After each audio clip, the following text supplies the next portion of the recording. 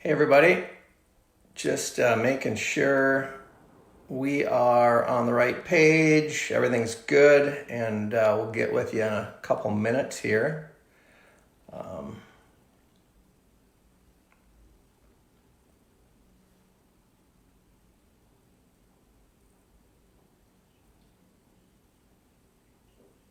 right, 12 o'clock right on time. Looks like some people are rolling in, so I must be on the right page.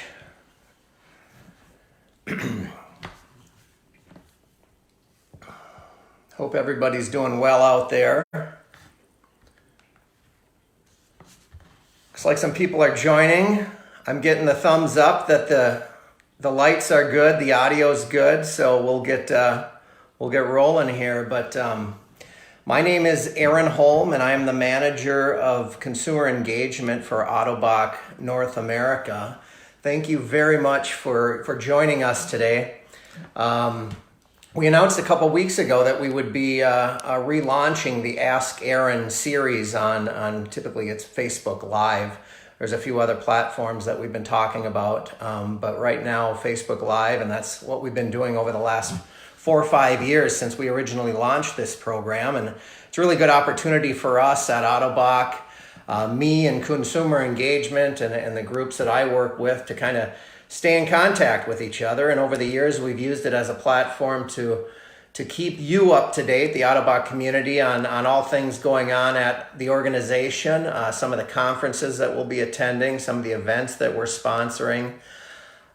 Since we made that announcement a couple weeks ago, obviously we've experienced some incredible changes. And again, I'm hoping everybody out there is doing well and weathering this storm and really seeing the community come together. So I'm glad we decided to move forward with this. Just changing the topics, changing the content short term a little bit here. Today we're talking a little bit about just mental and physical well-being in these crazy times. So I'm certainly not a doctor or a scientist. I can offer up some suggestions to you, the community, and you can take them or leave them as you wish. But we're going to do everything that we can to make sure this community sticks together, helps each other out, and gets through this these times as well as we can. One thing I do know that I've experienced over the last several years of being a part of this community is that this community is the most resilient community that I know. I have gotten to know so many people, the consumer or the people that depend on prosthetics, orthotics, or mobility equipment, anybody with a disability, and measured the resilience just through the communications that I've had with them and connecting with them over the years. So maybe in a sense we have an advantage. We've been through things like this. I personally recall when I was injured back in 2007. If you don't know my story, I was hit by a car while helping a colleague of mine change a tire on the side of a busy highway, pinned between two vehicles at about 55 miles an hour. And as the result of that impact, I lost both of my legs above the knee. You know, and this time, in a sense, when I talk to people, makes me reflect on that. It seemed like at that time we were going 100 miles an hour as a family, wife and 3 kids. My wife was working at Target Corporation in information technology downtown Minneapolis, and I was running a very busy IT and engineering consulting group in Minneapolis. And when this happened, the world came to a screeching halt, and we needed to adapt. We needed to completely change up our lifestyle as we knew it. I was in the hospital for about 19 days, and then I recall going home to nothing. I mean, obviously my family was there, but the sun kept coming up and the sun kept setting, and I was faced with my family and friends to deal with some incredible adversity. And I'm speaking to a lot of people out there that are living with a disability that face adversity every single day. So again, maybe this is something we're going to weather. Hopefully, this is something we'll weather the storm very well. We'll take a step back, rethink what we're doing throughout the day, and make it through. But I'm confident we will make it through. Again, this is a platform where we encourage you to put some questions out there. I have some that have already been asked, so I'll be able to address those while individuals are typing in some new questions or suggestions. But thanks again for joining us. So, again, anxiety, uncertainties, maybe some depression, seeking answers. At the time that I was injured, there weren't a lot of answers out there. The internet was there, but we didn't have the platforms that we have today. Be careful with that, by the way. There's a lot of speculation and hearsay out there. Just make sure it's positive. But one of the questions was asked of me how I go throughout my day. How do I get through the day at home, and maybe to an advantage of mine, I've been working from home for about 5 years, and I think the status of working at home has come to an end, because I think a lot of people really thought that was a great thing, and a lot of my colleagues I've talked to and friends after day 3 or 4 of this have maybe changed their tune on the whole concept of working from home. Some of us get our energy from other people. Some of us are a little bit more independent. And either way, during this transition time, some of the things that I've done in the past is just kind of measure each day. At the end of the day, I look back and reflect a little bit on what happened through that day, and if I accomplished anything. If I didn't accomplish anything, or didn't feel like I accomplished as much as I wanted to, just shift it. Every day is a different day. It's new. Don't expect to come into something like this full speed ahead and have all the answers. But certainly you have an opportunity to test things out and to try things a little differently. One thing that I would highly encourage you, as we're at our offices, we use a lot of email and I think a lot of text as well, because we're on the fly, we're in meetings and things like that. But now you have an opportunity to actually pick up the phone and make that phone call. And I think, talking about mental health, there's nothing better than talking to someone else. And I think you quickly realize through that communication that you're not in this by yourself. You are in this. The entire world is here with you. So pick up the phone and have some of those conversations. Call some of your friends on the weekend. Over the weekend, I touched base with some friends that I haven't talked to in quite a while, and just allocated some time between chores and spring cleaning and things like that to catch up with some old friends. Facebook and social media is terrific, I think, overall, but there's nothing better than reaching out and talking directly to a family member or an old friend of yours and getting caught up and giving them some words of encouragement and support and letting them know how you feel as well. So, just make sure that you're trying to be productive. Physically, going back to when I was injured, I realized early on that my upper body was going to be the key for everything. I lost both of my legs above the knee. So I worked out every morning, got into the routine. I got up at the same time I had previously got up to get ready and go to work. And I felt like I gained about an hour and a half, because that seemed like to be the routine, is getting up, getting ready, driving downtown Minneapolis. So it felt like I gained an hour. And in that hour in the morning, I was able to work out a little bit, being, fresh in. I think I was in the hospital about 14, 15 days, something like that. So I was home. I was obviously taking care of myself and being very cautious about the wounds and things like that. But one of the, I actually have one here, one of the tools that was given to me by my physical therapist is called a TheraBand. I don't know if you're familiar with this, but it's just a stretchy band.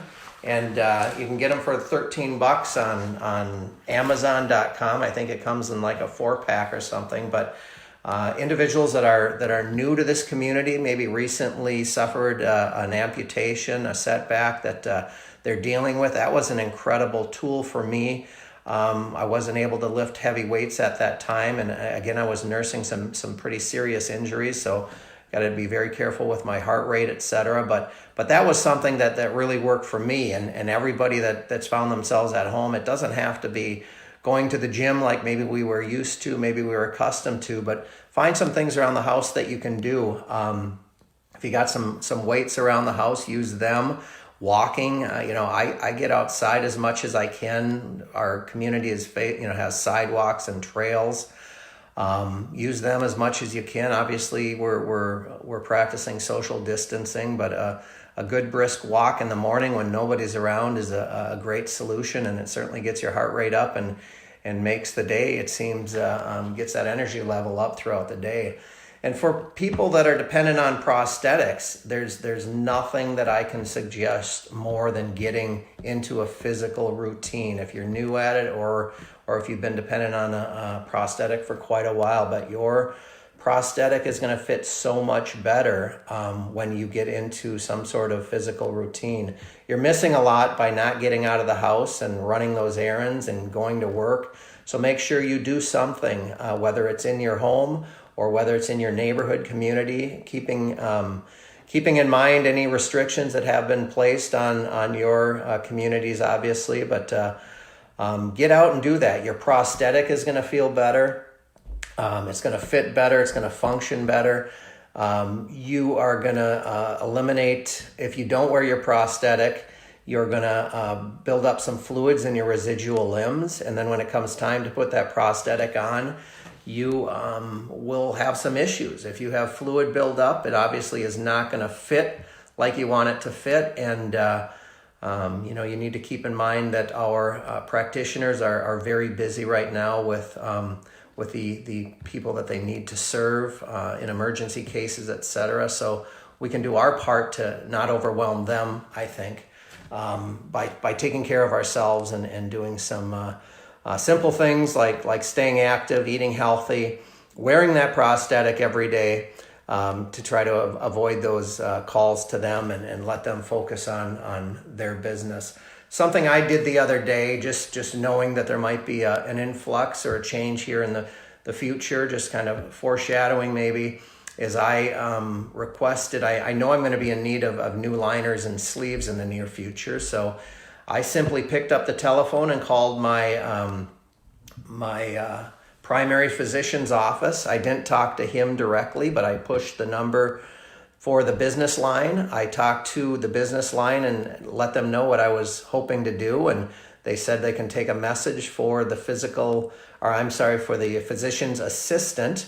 I gave them all the information, and the information that I had prepared was that I need bilateral liners and sleeves for prosthetics. So prosthetics, liners, and sleeves for bilateral amputee. I gave them the practitioner's name, the company name, and I gave them the fax number. And I just received notification that my liners have been, the prescription has been sent over, so that will be received by my practitioner's office. The sleeves will get ordered, and I didn't have to take away any physician or physician's assistant, just a simple phone call, just a simple message. So highly encourage you to use your telephone, telehealth, register for that. You've been hearing a lot about telehealth. If you are insured, you have access to telehealth. I looked them up online the other day, and just about every insurance program out there has access to a telehealth program. It's as simple as Googling telehealth and United Healthcare or Kaiser or Blue Cross Blue Shield. If it's Blue Cross Blue Shield, let's say Blue Cross Blue Shield of Texas or of Minnesota where I'm at. So just make sure you are doing that you are prepared for that. Whether you need it today or not, there's nothing wrong with registering, getting the app uploaded on your phone, and it's a great source to use for simple things, asking a physician direct questions. It's open 24/7 in most instances. So if you need something in the middle of the night, you've got something available to at least make that initial call. It certainly isn't for an emergency, but Check out Telehealth while you have some time, and make sure that you're prepared if and when you need it. I kind of made a list of what my telehealth program states that they can help with. Allergies, which are coming up here in the spring, bladder, urinary tract infection, bronchitis, cold cough, fever, migraine headache, pink eye, rash, flu. I stop at rash because that's one reason maybe you don't wear your prosthetic. I guess skin breakdown is something that's important to probably keep your prosthetic off for a while. But check into that skin breakdown. I was on social media a couple weeks ago on it's an online amputee support group, and somebody in the group asked about, they actually took a picture of their residual limb and posted it and asked if anybody was familiar with this type of skin breakdown. And I counted 8 different remedies that were offered up by the community. So you got to be careful with that, people. If you do have some sort of skin breakdown, be sure you consult with a physician using telehealth or something. And make sure you're treating that. You can't be treating that with some sort of lotion if you need an antibiotic on that. So really, really take care of yourself. Avoid issues that could come up in the future if you don't take care of yourself correctly. Our medical professionals are absolutely swamped. So we just got to be careful with the stress that we put on them. But I think, again, working as a community, we're going to get through this together.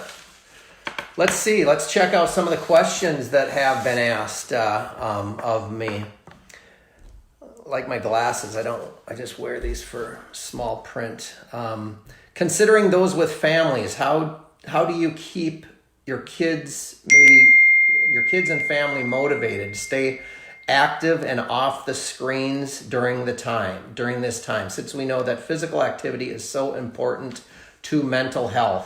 As I mentioned, I personally work from home. I've worked from home for the past 5 years.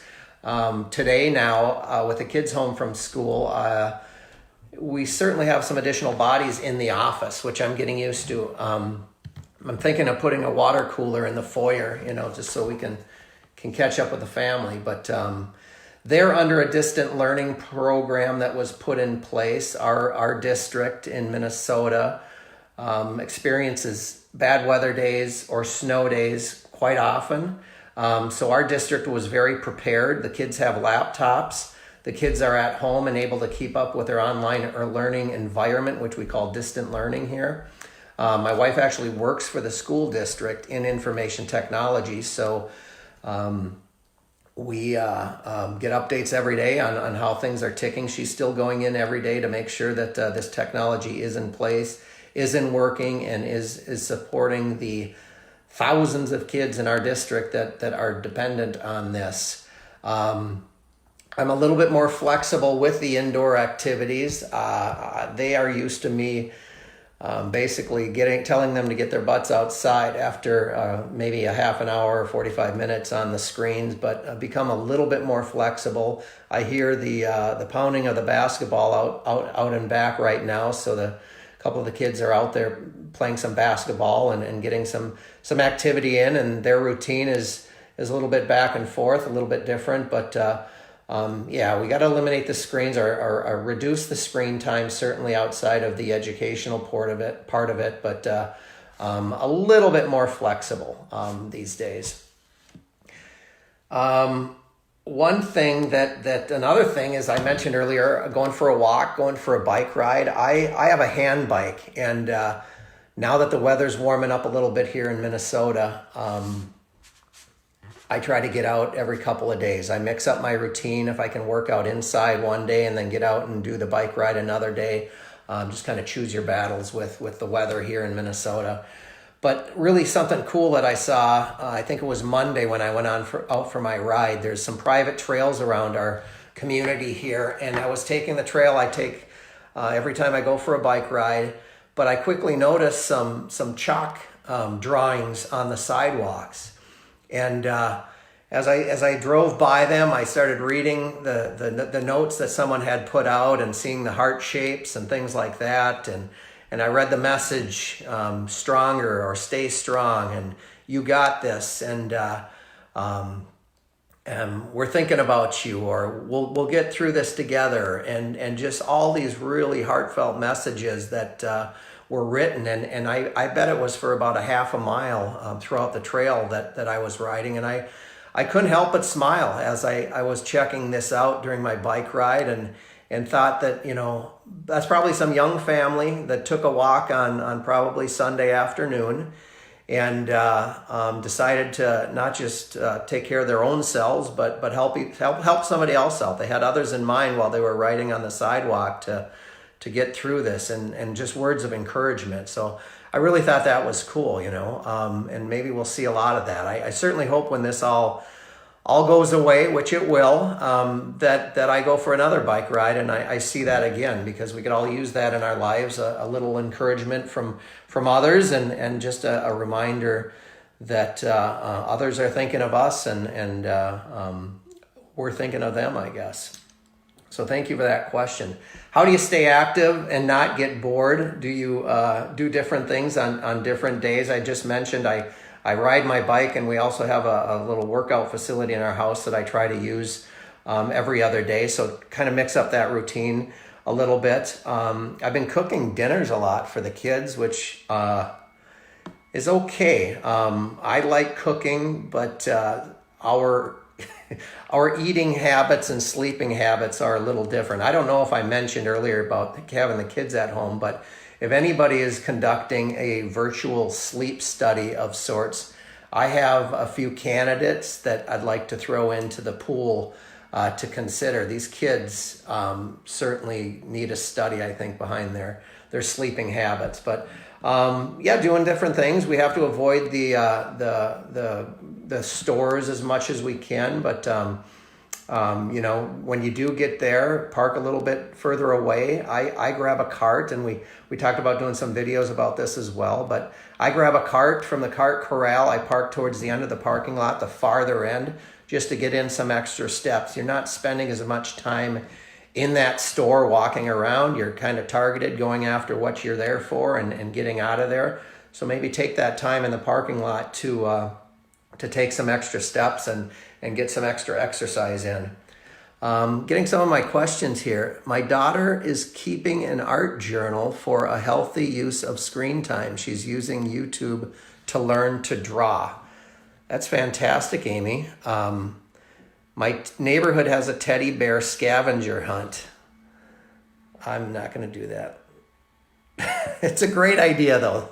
But I think that's a great recommendation. I'm going to scroll through here. Wow, we got all kinds of stuff here. I'm also a bilateral amputee, 55 years. I also work out with TheraBands. Take my advice. That's right. Take my advice. Here it is again, you guys. I looked it up on Amazon. It's just simple. You can do this while you're sitting on a WebEx. You can put it under your legs and lift it up like you're curling a little bit. But yeah, I think that's a great tool, especially for those that are new. That helped me out when I was a brand new to this limb loss world, limb loss community, and you transition to heavier weights and things like that.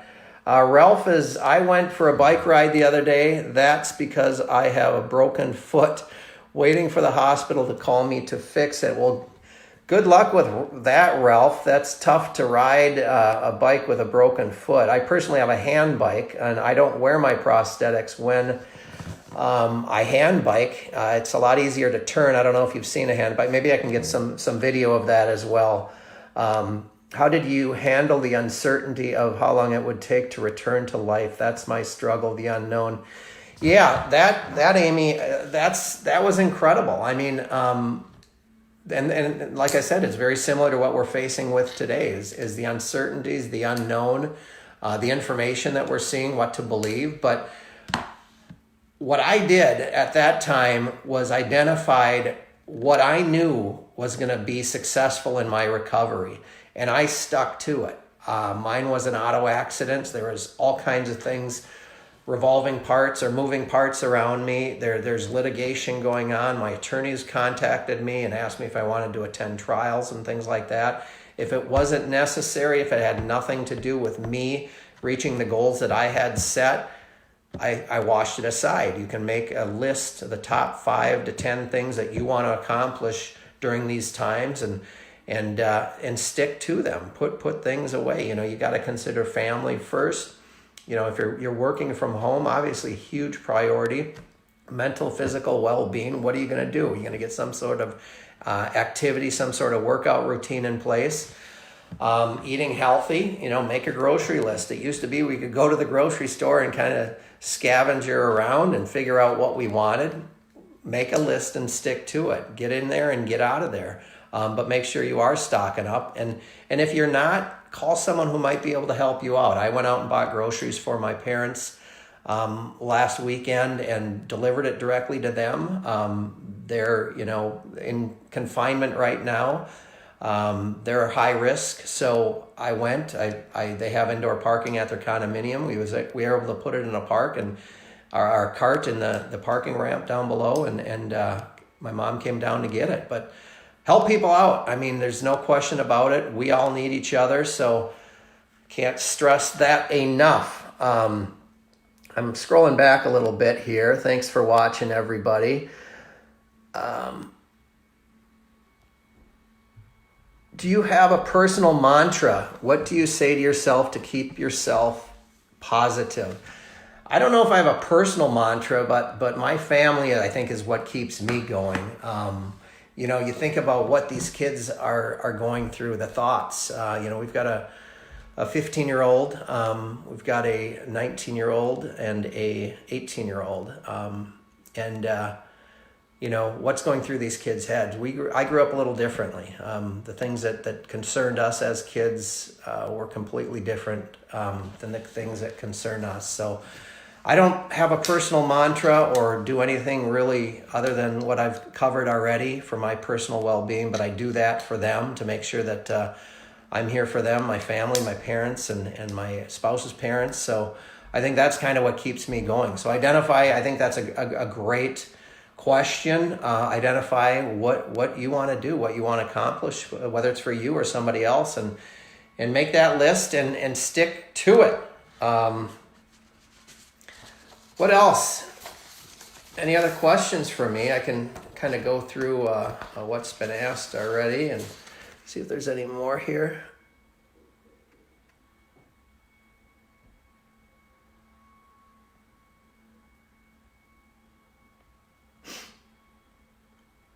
Any recommendations on how to do the water cooler in the foyer? I like that idea too. I don't know if I'll get away with it. But we'll see. Hey, Sandy, Azalea, you ready for some running this spring? I hope you are. I'm sure you're still training. Let us know if you need anything. Andrew, how you doing? Pat, hi all. How are you, sir? How